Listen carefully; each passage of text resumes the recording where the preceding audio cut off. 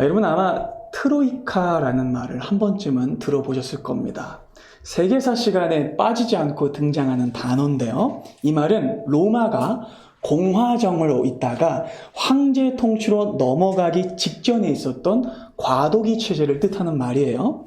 이 트로이카라는 말은 원래 세 마리의 말이 끄는 마차라는 뜻인데 그 말인즉슨 당시 로마를 이끈 지도자가 3명이었다는 뜻입니다. 잠시 화면을 띄워주시죠. 이렇게 3명이 있었어요. 그중 가장 유력한 사람이 맨 왼쪽에 있는 카이사르, 즉 시저였고 바로 옆에 있는 폼페이우스와 크라수스가 그와 동맹관계이자 정치적 동료였었던 총 3명이었습니다. 이 세 사람을 트로이카라고 불렀어요. 이 세 사람은 공화정 말기에 3인 집권 체제인 트로이카를 통해 로마 제국의 권력을 독점했어요. 당시 로마는 매우 큰 정치적 혼란을 겪고 있었는데 원래 혼란기 때는 왕이 되려는 사람이 여럿 등장합니다. 그렇기 때문에 이때 3명이 로마를 이끌었다는 말은 무슨 뜻이냐면 왕이 되고 싶은 사람이 3명이었다라는 뜻이에요. 세 사람은 처음에는 서로를 인정하고 존중하는 모양새를 보였지만 사실은 치열하게 견제하고 있었어요. 이들 모두는 어느 한쪽의 축이 무너지기를 기다렸고 여차하면 동맹을 깨고 혼자 로마를 차지할 생각을 하고 있었습니다. 그러니까 처음에는 이 트로이카라는 제도가 서로의 이익을 보장하고 건강하게 견제하는 듯 보였지만 얼마 가지 않아서 균열이 발생합니다. 셋 중 한 사람인 크라수스가 전사했기 때문입니다. 그렇다면 여러분 그 이후에 어떤 일이 벌어졌을까요? 당연히 둘 사이에 또 전쟁이 벌어져요. 이때 카이사르가 폼페이우스와의 전쟁을 나가기 직전에 했던 그 말이 그 유명한 주사위는 던져졌다라는 말이에요. 그리고 우리가 아는 바와 같이 카이사르는 그 전쟁에서 폼페이우스를 격파합니다. 이때 패전하고 이집트로 도망친 폼페이우스는요, 암살당해 죽고 맙니다. 그리고 결국 카이사르가 로마 제국의 단독 지배자로 올라서게 돼요. 그런데 처음에는 끈끈해 보였던 트로이카 결국 오래가지 않았어요. 그들의 관계는 쉽게 깨져버렸고 이후 온 세계를 무력으로 짓밟는 무자비한 로마 제국이 출범하게 됐던 것이죠. 여러분 오늘 본문에도요, 한 나라의 시작점이 기록되어 있습니다. 그 나라는 바로 하나님의 나라인데 놀랍게도 그 하나님의 나라의 시작 지점에서 우리는 트로이카와 유사해 보이지만 실은 전혀 다르고 완전히 흠이 없는 연합 통치의 시작을 보게 됩니다. 그것은 바로 트리니티, 삼위일체 하나님의 총출동 장면입니다. 하나님의 아들 예수 그리스도께서 이 땅에 오심으로 인해 하나님의 나라가 개국됩니다. 그리고 이 말은 그리스도의 성육신으로 인해 재창조와 구원이 시작되었다는 말이죠. 그러니까 그 시작에 뭐가 있었다는 거예요? 트리니티가 있었다는 거예요. 이 장면을 보게 될 때 우리는 트로이카로 시작했지만 결국 멸망해버린 로마 제국과는 달리 트리니티로 시작하여 영원한 나라로 굳게 서게 될 하나님 나라의 시작을 보게 됩니다. 그리고 그 사건은 정말로 우주 역사를 통째로 뒤흔들고 새롭게 할 재창조의 시작이었습니다. 자, 이를 위해서 여러분 잠깐 트리니티, 그러니까 삼위일체 교리에 대해서 잠깐 설명드릴 텐데요. 제가 이미 몇 차례 설교 드린 적이 있지만 간단하게만 요약드리면 사실 삼위일체 교리는 그 어떤 유형과 모델이나 비유로도 설명할 수 없는 것이다 라고 말씀드렸어요. 머리가 셋 달린 용도 아니고 아빠가 집에서는 아빠고 아내한테는 남편이고 애들한테는 아빠라고 불리는 이런 세 가지 이름을 가진 것도 아니라고 말씀드렸어요. 액체, 기체, 고체 같은 양태가 다른 것도 아니라고 말씀드렸습니다. 그 어떤 것도 삼위일체를 설명할 수 있는 것은 세상에 없어요. 그래서 삼위일체를 비유로 쓰시면 안 된다고 제가 말씀드렸습니다. 오직 삼위일체는 하나님만이 갖고 계신 신적 속성이었어요. 그래서 이 삼위일체 교리는요, 너무 어려웠기 때문에 이 교리가 확립되는 데만 해도 300년이 넘는 시간이 걸렸어요. 초대교회 당시에. 왜냐하면 이것이 정말로 교회가 쉽사리 이해할 수 없었기 때문입니다. 그리고 또 한 가지가 무엇이었냐면 교회 안에서 하나님을 지칭하는 특별한 표현 때문에 삼위일체가 좀 의심받았었어요. 무슨 뜻이냐면 바로 유일신이라는 표현입니다. 구약의 하나님은요, 분명 어떤 신으로 등장하세요? 유일신으로 등장하시죠. 하지만 여러분, 이 유일신이라는 말이 삼위일체를 부정하는 말은 아니에요. 그 맥락을 아셔야 돼요. 자, 유일신이라는 말은 어떨 때 쓰이냐면 하나님만이 유일한 신이시다 랄 때 쓰이는 거예요. 그러니까 유일신이라는 말은 하나님만이 유일한 신이시고 만방의 모든 신은 헛된 우상이다 라는 말을 쓸 때 비교를 위해 쓰이는 말이라는 거예요. 그러니까 여러분, 구약에 등장하는 신앙은요, 거의 모든 이런 형태의 신앙이었습니다. 여호와를 섬길 것인가, 애굽의 라를 섬길 것인가. 그렇죠? 또 무엇입니까? 여호와를 섬길 것인가, 바알을 섬길 것인가. 또 무엇입니까? 여호와를 섬길 것인가, 바벨론의 마르둑을 섬길 것인가. 이 싸움이었어요. 그렇기 때문에 여호와 하나님만을 진정한 살아계신 하나님으로 드러내기 위해서 언제나 성경은 유일신이라는 표현을 썼던 거죠. 그래서 이 사람들이 삼위일체라는 속성을 오히려 잘 이해하지 못했던 거예요. 잘못하면 삼신 같으니까. 이해되시죠? 그리고 여러분, 또 하나가 있는데 그 이유는 구약에 등장하신 하나님께서 삼위일체의 모습을 자주 드러내 보이지 않으셨기 때문이에요. 하지만 성경은 여호와 하나님이 어떤 분이신지 반드시 드러내야 하는 순간만큼은 삼위일체적 속성을 드러내고 있어요. 굉장히 놀라운 사실이 있는데요. 여러분, 구약에서 하나님을 칭하는 신명이 엘로힘입니다. 들어보셨죠? 엘로힘. 근데 여러분, 놀랍게도 이 엘로힘이라는 단어는요, 복수예요. 그러니까 원래 신이라고 하면 엘로아흐 단수로 쓰여야 되거든요. 근데 하나님을 뭐라고 불러요? 엘로힘. 그러니까 정확하게 말하면 하나님들, 신들이라고 말하고 있다는 거예요. 그럼 그 이유가 뭐냐면 하나님이 삼위일체이시기 때문입니다. 그리고 실제로 성경은요, 이 엘로힘이라는 단어에서 뿐만 아니라 실제로 하나님이 함께 등장하셔서 의논하시고 협력하시고 함께 하시는 장면을 등장시키는데 무엇보다 하나님께서 반드시 삼위일체적 속성을 드러내시는 장면이 있으니 바로 창조의 순간이었습니다. 자, 이때 하나님은요, 철저히 복수로 등장하셨어요. 하나님이 인간을 창조하실 때 뭐라고 성경이 말하고 있는지를 창세기 1장을 보겠습니다. 자, 하나님이 이르시되 어떻게 해요? 우리의 하나님이신데 우리의 형상을 따라 우리의 모양대로 우리가 사람을 만들고 그들로 바다의 물고기와 하늘의 새와 가축과 온 땅과 땅에 기는 모든 것을 다스리게 하자 하시고 하나님이 자기의 형상 곧 하나님의 형상대로 사람을 창조하시되 남자와 여자를 창조하십니다. 그리고는 모든 것을 다스리라 라고 말씀하시죠. 그런데 여러분, 또 놀랍게도 하나님이 또 한 번 복수로 등장하시는 장면이 등장하는데 22절을 한번 보겠습니다.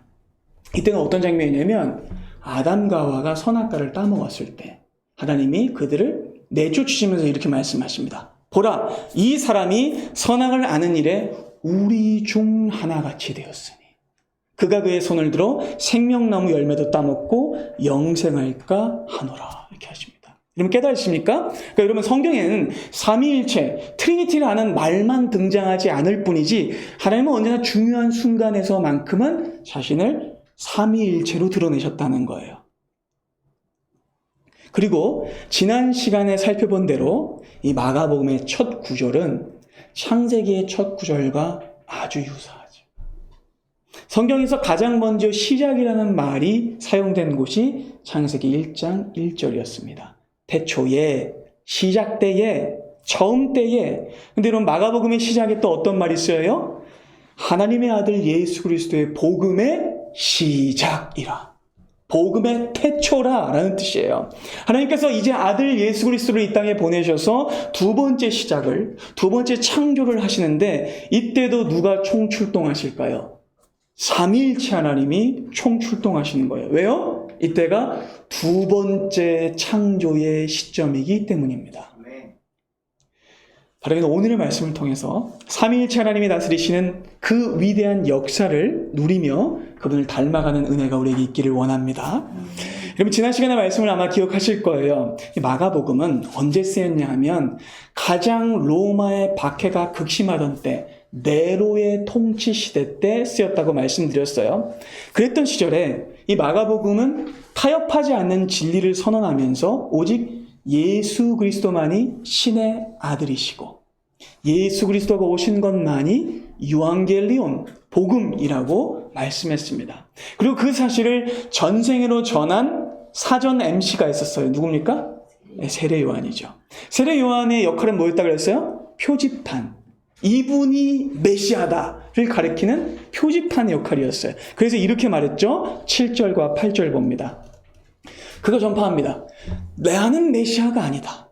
나보다 능력 많으신 분이 내 뒤에 오시는데 나는 굽혀 그의 신발끈을 풀기도 감당하지 못하겠다. 난 너에게 물로 고작 세례를 주겠지만 그분은 너에게 성령으로 세례를 주실 것이다 라고 말씀했죠. 여러분 이 세례 요한의 말을 두 마디로 요약하면 이것이었습니다. 나는 아니다. 그리고 저분이다. 이게 세례 요한의 인생 대사라고 말씀드렸죠. 세례 요한은 이 말을 하기 위해 태어난 사람이에요.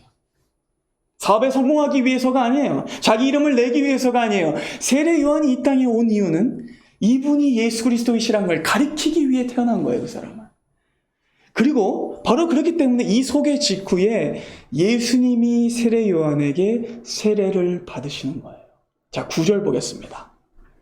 그때 예수께서 갈릴리 나사렛으로부터 와서 요단강에서 요한에게 세례를 받으십니다. 근데 여러분 우리는 이 장면을 딱 보면 좀 의아할 수 있어요. 굳이 예수님이 세례 요한에게 세례를 받으실 이유가 있나? 그렇죠? 아니 물로 세례를 주는 게 아니라 성령으로 세례를 주시는 분이 왜 물 세례를 고작 받으시지? 라고 생각할 수 있어요. 아니 세례 요한이 자기 신발끈을 풀기도 감당하지 못할 뿐이라는데 왜 자기보다 한참 아래인 세례 요한에게 세례를 받으시지? 라는 궁금증이 우리에게 생길 수 있어요. 근데 여러분 생각해 보세요. 세례 요한의 역할은 뭐였다고요? 표지판. 그러면 여러분 세례 요한은요 직접 그분을 만나서 이분이 그리스도이십니다를 해야 되는 거예요. 깨달아지세요? 그러니까 그렇게 두 사람이 만날 사건이 필요한 거예요. 그래서 예수님이 세례 요한을 친히 찾아가신 거죠. 근데 세례 요한은 그 사실을 알아요, 몰라요? 모르죠. 그러니까 다른 복음서를 보면 막 손사래를 치면서 아이고 왜 이러십니까요? 이렇게 하면서 막 엎드리는 장면이 나와요. 근데 그때 예수님이 이렇게 말씀하십니다. 마태복음 3장 15절 봅니다. 예수께서 이렇게 말씀하셨죠. 세례 요한아 그러지 말고 허락해라. 우리가 이와 같이 하여 모든 이 의를 이루는 것이 합당하니라. 그러자 그제서야 세례 요한이 지금도 잘 모르겠지만 무슨 뜻이 있으시구나 하고 허락을 하죠. 예수께서는 그렇게 자신이 하나님의 아들이심을 보이시기 위해 표지판 가까이 오신 거예요. 깨달아지시죠? 두 번째로 예수님이 세례 요한에게 세례를 받으신 이유가 하나 더 있는데 그 이유는 예수님이 우리를 대표하는 분이시기 때문입니다. 그리고 예수님은 우리와 같이 되신 분이시기 때문입니다. 그분은 우리를 위해 세례를 받으십니다. 그분은 세례 의식을 무시하지 않으세요. 만약에 세상 왕들 같았으면 어땠을까요? 야, 난 세례 안 받아도 돼. 나는 특권층이니까, 나는 열등한 너희들과는 다르니까 난 세례 따윈 안 받아 라고 했겠죠. 그러나 예수님은 그렇게 하지 않으십니다. 아니 오히려 주님은 세례부터 받으시죠. 자신도 이 땅에 사람으로 오심을 드러내시기 위해. 그리고 이 장면을 통해서 예수께서는요, 자신이 일반 백성을 무시하고 초법적 권리만 행사하는 어떤 로마의 황제 같은 자가 아니라 가장 낮은 곳까지 내려오셔서 평범한 사람의 겪는 모든 것을 겪으시는 우리의 진정한 왕임을 드러내시는 거죠. 여러분, 주님은 우리 위해 군림하시려고 오신 분이 아닙니다. 주님 우리를 섬기기 위해 오셨습니다. 그리고 주님은 우리와 같아지시기 위해, 우리를 대표하시기 위해, 우리와 같은 일을 겪기 위해 세례를 받으신 겁니다. 그래서 놀라운 것이죠. 그렇게 예수께서 세례 요한에게 이제 세례를 받으시고 이제 물에서 올라오세요. 당시에는 요단 강에서 들어가서 했으니까 완전히 침수되었다가 올라오는 방식으로 했어요.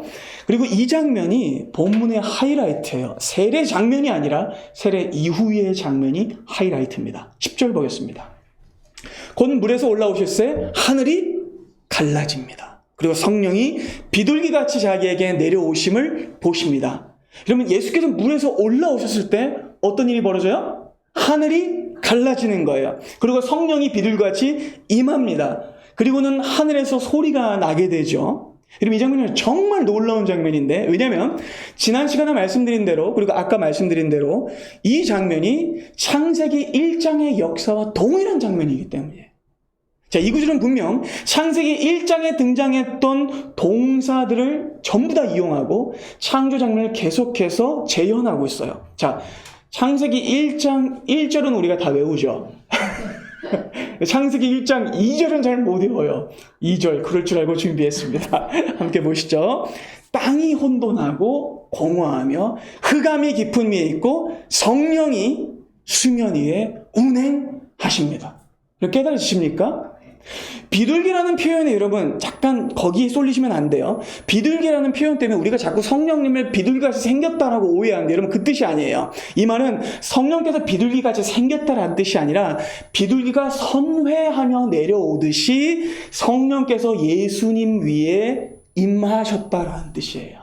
그리고 이 표현을 쓴 이유는 재창조가 시작되었음을 알리기 위함이에요. 그러니까 태초 위에 혼돈한 물 위를 운행하셨던 성령께서 다시 혼돈한 세상을 재창조하시기 위해 물 위로 올라오신 예수 그리스도 위에 강림하신 거예요. 깨달으십니까? 그리고 이 말을 원래 의도에 맞게 다시 번역하면 이렇게 되는 거예요. 하나님의 영이신 성령께서 수면 위에 올라오신 예수님 위를 훨훨 날며 운행하시니라 예요. 그래서 하나님의 영인 성령이 등장하십니다. 그리고 성자 예수께서 등장하시죠. 근데 여러분, 이 성령이 훨훨 날기 직전에 벌어졌던 일이 뭐였습니까? 하늘이 갈라진 일이었죠. 여러분, 이 말은요, 하늘이 열렸다는 말이에요.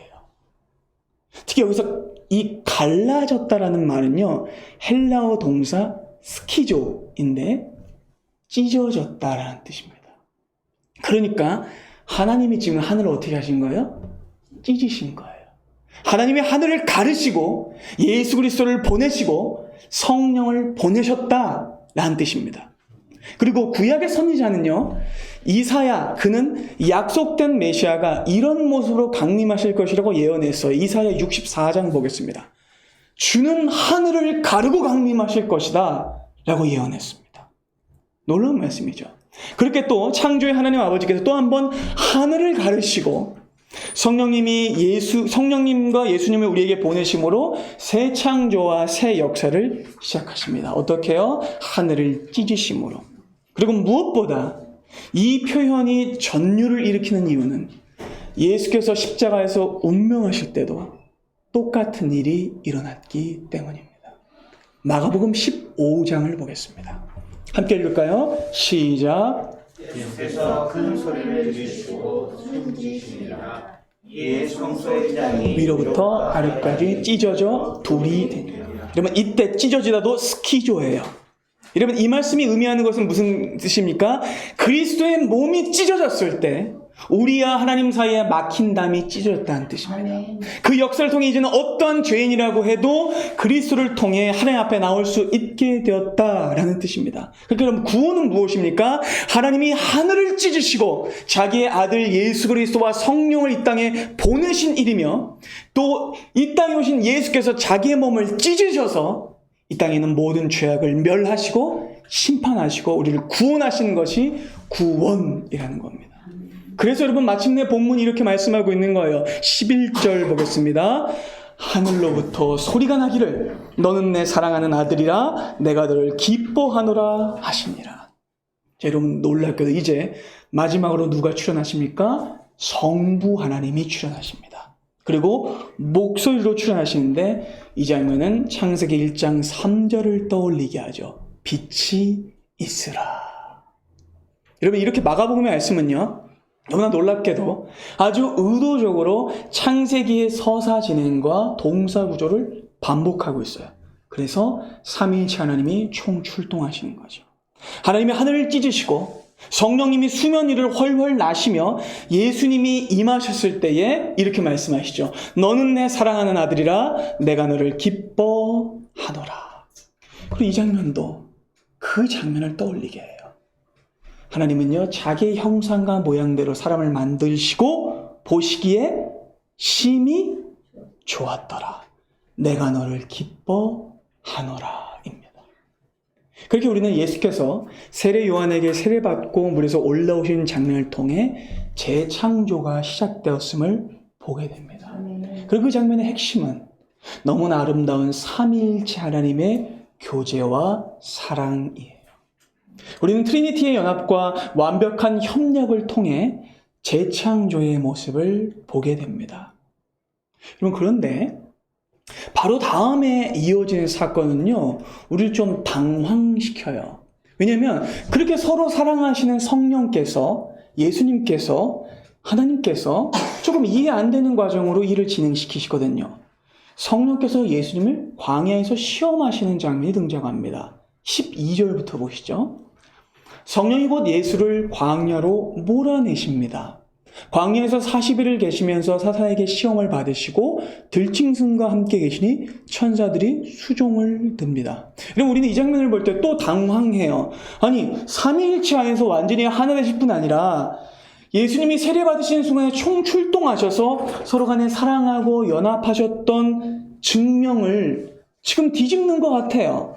아니, 왜 성령님이 예수님을 굳이 광야로 몰아내시지? 라고 우리는 생각할 수 있어요. 그런데 여러분, 이 장면 역시 창세기 3장의 재현입니다. 창세기 3장에서요, 하나님의 자녀인 아담은 하나님과의 사랑의 관계가 깨어질 위기를 맞게 됩니다. 어떤 위기일까요? 선악과 유혹의 위기죠. 그때 아담은 뱀의 유혹에 넘어가 하나님과의 사랑의 관계를 깨뜨려 버립니다.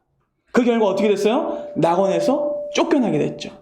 그리고 이 장면을 자세히 보면 예수께서 광야에서 시험당하신 장면이 그때와 유사하다는 걸 깨달을 수 있어요. 하나님의 아들로서 하나님과 가장 친밀한 관계를 계시던 그의 아들인 예수께서는 이제 사랑의 관계를 시험받으십니다. 그 사랑의 관계를 시기한 누가 찾아와요? 사탄이 찾아오죠. 하나님의 아들 예수께서 공생의 사역을 시작하기 직전부터 첫사람 아담과 같이 사탄은요, 즉각적인 유혹을 시작해요. 그리고 주님께서는요, 아담과 달리 무려 40일 동안 시험을 받으십니다. 아담과 하와처럼 한 번만 유혹받으신 것이 아니라 40일을 유혹받으십니다. 더 치명적인 것은요, 이번에는 사탄이 뱀의 모습으로 변장하고 온 것이 아니라 그냥 그 자체의 모습으로 왔다는 거예요. 이런 본문이 무슨 얘기를 하려는지 아시겠죠? 본문은 예수께서 사탄에게 받는 시험의 내용을 자세히 기술하고 있진 않아요. 이 마가복음은요. 동일한 사건을 기록한 다른 복음서를 보면 세 가지 유혹은 이렇습니다. 첫째, 이 돌로 떡을 만들어 먹어봐라. 둘째, 높은 곳에서 뛰어내리면 하나님이 구해줄 것이다. 시험해봐라. 세 번째, 나에게 절을 하면 천하를 줄 것이다. 라는 시험이었어요. 그리고 이 모든 시험은요, 아담이 겪었던 시험과 동일합니다. 그리고 이스라엘 백성들이 광야에서 겪었던 시험과 동일합니다. 첫 번째, 먹는 것으로 오는 시험이죠. 사탄은 하나님의 사랑을 먹는 것으로 의심시킵니다. 두 번째는요, 하나님을 시험해보라는 거예요. 한번 해봐, 떨어져봐. 또 뭐라고 얘기해요? 한번 먹어봐, 지혜로워지는지. 높은 데서 떨어져봐, 하나님이 구해주시는지 시험해보라는 겁니다. 세 번째입니다. 나에게 절하기만 하면 천하 만국을 다 주겠다. 아담도 그렇게 이야기를 들었죠. 네가 그것을 먹으면 하나님처럼 되어서 에덴을 다 가지게 될 거야 라고 말을 들었죠. 그리고 종합해 보면 이 모든 시험은 결국 하나님과의 사랑의 관계를 깨기 위한 시험이었다는 걸 우리는 깨닫게 돼요. 그리고 아담은 결국 그 유혹에 넘어가 하나님과의 사랑의 관계를 깨뜨리고 말았어요. 그리고 이어서 모든 관계가 깨지고 말죠. 다음으로 뭐가 깨져요? 하나님과의 사람의 가장 근본적인 관계가 깨지자 남편과 아내의 관계가 깨집니다. 그렇게 사랑했던, 뼈 중에 뼈요, 살 중에 살이라 말했던 부부관계가 깨지고 말죠. 이후로는 어떻게 또 깨져요? 형제관계가 깨지죠. 다 깨지고 말아요. 그렇게 결국 첫사람 아담은 하나님과의 사랑의 관계가 깨어짐으로 인해서 모든 창조 세계를 파괴하는 죄를 저지르고 맙니다. 근데 여러분, 둘째 아담으로 오신 예수께서는요, 이 사탄의 시험을 전부 통과하십니다. 주님은 유혹을 이겨내십니다. 사탄의 거짓말에 속지 않으세요. 예수께서는 아담과 다르게 끝까지 하나님 아버지와의 사랑의 관계를 지키시고 승리하시며 원수를 물리치십니다. 그리하여 보세요. 천사들에게 쫓겨나는 아담처럼 되지 않으시고 이 시험을 승리하셨을 때에 천사들이 수종하는 결말을 맞게 됩니다. 그러니까 여러분, 이 시험은요, 최초의 사람 아담이 겪었던 유혹과 같은 의미의 시험이었던 거예요. 그러니까 하나님은요, 예수 그리스도께서 이 땅에 다시 오시게 하심으로써 아담이 실패한 지점에서 재창조를 시작하십니다. 그리고 그 시험은 하나님과의 사랑의 관계에서 승리하는 시험이었습니다. 여러분, 주님께서는 성령께서 자신을 광야로 몰아내셨음에도 불구하고 하나님을 원망하지 않으셨어요. 성령님을 의심하지 않았어요. 아니, 오히려 그 순간에도 하나님을 향한 사랑으로 모든 유혹과 시험을 이겨내시죠. 여러분, 이 유혹이 성령님이나 성부 하나님께서 자기를 향한 사랑이 있는지 없는지 예수님을 시험한 것이 아님을 아시죠. 예수께서는 그것을 증명하지 않으셔도 됐습니다. 그러나 우리를 위해, 우리를 대표하여 아담의 실패를 대표하여 극복하신 겁니다. 그리고 그 시험에서 승리하심으로써 주님은 이 시간, 이 말씀을 통해 성도가 인생에서 유혹과 시험에 승리할 수 있는 유일한 길을 우리에게 보여주시는 거예요. 그래서 어떤 순간에도 끝까지 삼위일체 하나님과의 사랑의 관계 안에서 그 모든 것을 이기신 예수님께로부터 옵니다. 결국 아버지 하나님을 향한 신뢰와 사랑이 유혹을 이기게 할 뿐만 아니라 그 사랑을 더 단단하게 하는 것이죠. 여러분, 하나님은 왜 우리를 광야 같은 시간 속에 내모시는 걸까요? 그 이유는 우리를 미워하기 때문이 아닙니다. 고생 좀 해봐라 하는 악한 의도가 아닙니다. 예수님을 보세요. 오히려 그 시간을 통해 예수님은 가장 척박하고 어려운 광야에서, 그 위험한 순간에서 사랑과 믿음의 깊어짐을 보이시죠. 그리고 자신의 사랑을 증명하십니다. 그리고 사탄을 이겨내시죠. 그러니까 여러분, 우리에게 주어진 시험도 우리가 하나님의 말씀으로 사탄을 이겨낼 수 있는 기회라는 겁니다. 하나님이 자기 백성들을 광야에 보내신 것은요, 그들을 미워하기 때문이 아니었어요. 오히려 그 시간을 통해 자기를 향한 사랑이 더 깊어지게 하시기 위한 하나님의 뜻이었죠. 신명기 8장을 보겠습니다. 하나님이 이렇게 말씀하십니다. 네, 하나님 여호와께서 이 40년 동안에 너에게 광야길을 걷게 하신 것을 기억하라. 왜요? 너를 낮추시며 너를 시험하사 내 마음이 어떠한지 그 명령을 지키는지 지키지 않는지 알려 하심이라. 계속해서 3절 봅니다. 너를 낮추시며 너를 줄이게 하시며 또 너도 알지 못하면 내 조상들도 알지 못하던 만나를 너에게 먹이신 이유는 사람이 떡으로만 사는 것이 아니요 여호와의 입에서 나오는 모든 말씀으로 사는 줄을 내가 알게 하려 하심이니라. 여러분, 이스라엘이 제일 형편없이 실패했었을 때가 언제입니까? 북이스라엘의 여로보암 2세 때죠. 가장 국력이 강했을 때, 가장 이스라엘은 영적으로 개판이었습니다. 그러나 가장 그들의 신앙이 깊었을 때가 언제인지 아십니까? 바벨론의 포로로 끌려갔을 때 그들의 신앙이 가장 깊었습니다. 여러분, 사람은요, 등 따시고 배부르면 하나님을 잊어버려요. 오만해지고 게을러지며 하나님을 소홀하게 생각합니다. 그래서 때때로 하나님은요, 우리의 인생 속에 광야의 시간을 두심으로써 우리가 하나님을 향한 사랑을 회복하게 하세요. 그 식어버린 사랑이 다시 타오르게 하세요. 그래서 하나님의 입으로부터 나오는 말씀을 다시 찾게 하시는 것이죠. 그럼 제가 우울증을 오래 앓은 거 아시죠? 최근에도 한 3개월 전까지 극심한 불안 증세를 보였는데 지금 하나님의 은혜로 잘 지나갔습니다. 특별히 이번에 제가 이 우울증의 터널을 지나면서 정말 하나님 앞에 깊이 있게 깨달은 것이 있어요. 무엇이냐면 고난의 순간과 광야의 시간이 내게 유익하다는 거예요. 여러분, 우리는 인생을 살아가면서 자꾸 역치가 올라가요. 역치는 만족 자극점이죠. 그러니까 사람들을 살면서 자극에 점점 둔감해져요. 도파민 중독이 돼서 점점 더 센 걸 원해요. 더 센 거, 더 좋은 거, 더 비싼 거를 찾게 됩니다. 예전에는 김밥만 먹어도 기뻤는데 이제는 돈가스를 종류별로 먹어도 만족이 안 돼. 그죠? 예전에는 니코보코만 신어도 와 진짜 예쁜 신발이다 이랬는데 이제는 나이키를 신어도 만족이 안 돼. 자극이 둔해지고 역치가 올라가는 거예요. 그렇게 우리는 나이가 먹을수록 만족하지 못하는 삶을 삽니다. 예전의 때를 잊어버려요. 그런데 여러분, 깊은 실패를 경험하고 좌절하고 우울과 고난의 시간을 겪게 되면 유익이 발생하는데 어떤 유익이냐면 작은 것에도 감사하게 돼요. 이 역치가 내려가요. 작은 것에도 감사하게 돼요. 그래서 광야의 시간이 필요한 거예요. 그래서 저는 요즘 아침에 일어나면 너무 감사해요. 하나님 앞에. 따릉이 타고 교회 오는 것도 감사해요. 교회 오는데 500원도 안 들어. 너무 좋죠. 그리고 버거킹에서 무료 아이스 아메리카노 쿠폰 준 것도 너무 감사해요. 그리고 아침에 그 요플레 하나 사려고 편의점을 들어가는데 마침 내가 사려고 했던 요플레가 1+1이야. 너무 감사해요. 그러니까 하나님께서 나에게 주신 아주 세세한 것들, 작은 것에도 감사할 수 있게 돼요. 광야의 시간을 통해서. 여러분, 그렇게 고난은요, 우리를 낮추고 겸손하게 하며 다시 감사하는 사람으로 우리를 만들어줍니다. 다시 하나님을 향한 사랑으로 타오르게 만들어줘요. 그래서 하나님이 유다와 이스라엘에게 바벨론 포로의 시간을 허락하신 거예요. 그들을 사랑하기 때문에, 그들의 사랑이 회복되게 하기 위해서. 그래서 예레미야 33장 이렇게 말씀하고 있는 거예요. 그러나 보라, 내가 너희를 미워해서 쫓아내는 것이 아니다. 내가 이 성읍을 치료하여 고쳐 낫게 하고 평안과 진실이 풍성함을 그들에게 나타낼 것이며 내가 유다의 포로와 이스라엘의 포로를 돌아오게 하여 그들을 처음과 같이 세울 것이며 내가 그들을 내게 범한 그 모든 죄악에서 정하게 하며 그들이 내게 범하여 행한 모든 죄악을 사할 것이라.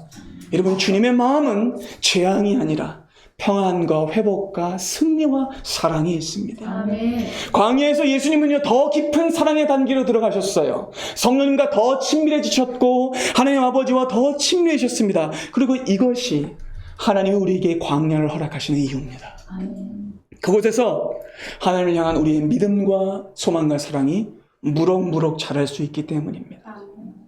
그래서 보세요. 예수님 그 모든 시험을 지나고 나니까 어떤 일이 벌어져요? 천사들이 와서 수종듭니다. 승리의 지점이죠. 주님이 우리를 데려가시려는 지점이 바로 이 승리의 지점입니다. 여러분, 이렇게 마가복음의 저자는요, 복음 이야기의 시작을 다른 어떤 곳이 아니라 어디서 시작해요? 광야에서 시작합니다. 중요한 건 환경이 아니라는 거예요. 예수께서는 광야에서 하나님을 향한 사랑을 증명하고 드러내셨습니다. 이렇게 마가복음이 열리는 첫 지점에서 예수님은 유혹에 흔들리지 않고 승리하시는 왕의 모습으로 등장하십니다. 그 어떤 간계나 중상모략에도 속지 않고 하나님과 더 깊어지시는 사랑의 주님의 모습을 우리에게 보여줍니다. 사랑하는 여러분, 만약에 여러분이 광야와 같은 시간을 걷고 계신다면 그건 하나님을 향한 사랑이 더 깊어질 시간이라는 뜻입니다. 그리고 그 광야를 통과하셨던 주님이 계시기에 우리도 광야를 통과할 수 있습니다. 주님은 그 광야의 뜰을 어떻게 통과했습니까? 아버지를 향한 뜨거운 사랑으로 통과하셨습니다. 광야의 뙤약볕도 하나님을 향한 사랑보다 뜨겁진 않았습니다. 그래서 여러분, 우리도 하나님을 향한 사랑으로 인생의 광야를 통과해야 합니다. 그러니까 여러분, 이 마가복음의 저자는요, 이 복음서의 수신자인 로마 교회 성도들에게 너무나 선명한 메시지를 전하고 있는 거예요.